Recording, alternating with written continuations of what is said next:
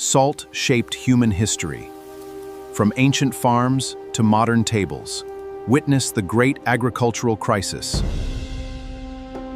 Watch this Stickman. He reaches for the salt shaker and shakes it over his food before he's even tasted it. The whole action takes less than 2 seconds. But what Stickman doesn't know is that for most of human existence, salt was genuinely, physically one of the hardest things on Earth to find. Your ancestors spent hundreds of thousands of years searching for it, craving it, and sometimes dying without it. Because without sodium, your blood pressure drops, your muscles stop contracting, and your heart can't fire. So, how did early Stickmen survive before the grocery store? For over 300,000 years, early humans had no salt mines or evaporation ponds. Instead, they were close observers of animal behavior. They watched elephants travel 40 kilometers to mineral-rich caves, and they followed herds to salt licks and mineral springs. They also got their salt directly from meat. Hunter-gatherer populations, like the Hadza of Tanzania, keep their sodium intake adequate by eating the nutrient-dense organs of wild animals, like warm liver. By eating a natural hunter-gatherer diet, early humans consumed about 690 milligrams of sodium a day, which is exactly what modern cardiologists consider the ideal intake for a healthy heart. They were hitting the target without even trying. And then, Stickman invented agriculture, and everything broke. Humans settled down and began eating primarily domesticated grains like wheat, barley, millet, and rice. Here's the brutal flaw. Domesticated grain has almost no sodium.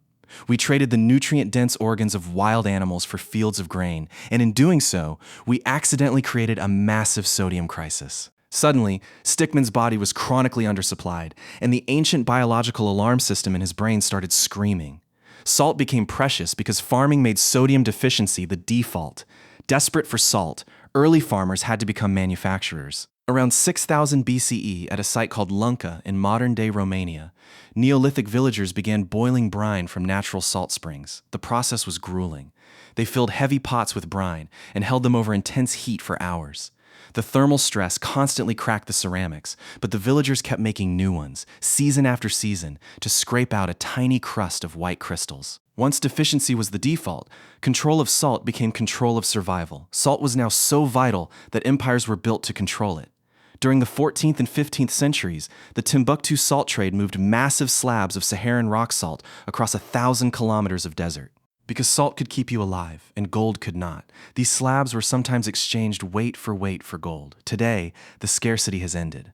A kilogram of salt costs less than a cup of coffee, and the average person consumes about 3,400 milligrams a day, nearly 5 times what our ancestors did, but your craving doesn't turn off. When you eat salt, your brain still floods with dopamine, rewarding you for finding a rare survival mineral. You are running ancient software in a modern environment. Your ancestors tasted blood, boiled brine, and traded gold to satisfy that craving. So next time you grab that shaker, remember, you are answering a 300,000-year-old alarm. If you want to learn more about the gap between the world you were built for and the one you actually live in, hit that subscribe button. See you next time.